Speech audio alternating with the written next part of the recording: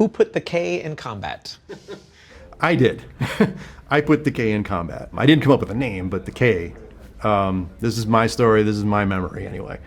I came up with mortal and the K instead of a C. Yeah, well, you know what's going to happen? We're going to come up with all the names. We're all going to like them, and Ed's going to hate every one of them. Why? DEFCON is overused. Where? Everywhere. I've heard that so many times. Yeah, every time you watch War Game. Ed's probably right behind me, isn't he? Like, oh, no, you didn't. I think there's different stories going on. This is my recollection. It's been 30 years. We had a bunch of words written on a grease board. We didn't have a name, so there was a bunch of possibilities, and one of them was Mortal Kombat.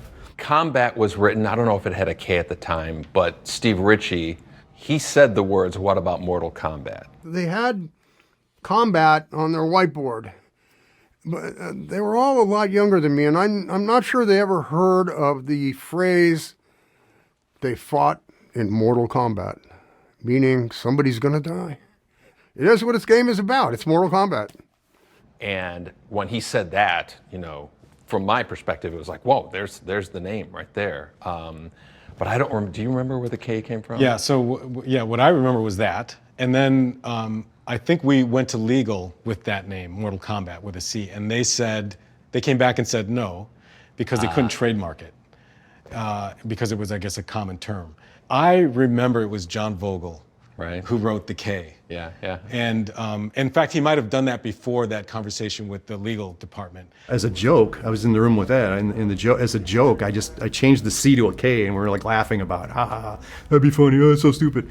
And then, so I said, all right, and I was putting it back to a C, and he goes, no, leave it, just leave the K. And so that's my memory as how it happened. No, it was me, because the C was like, I don't know, just look cooler with the K.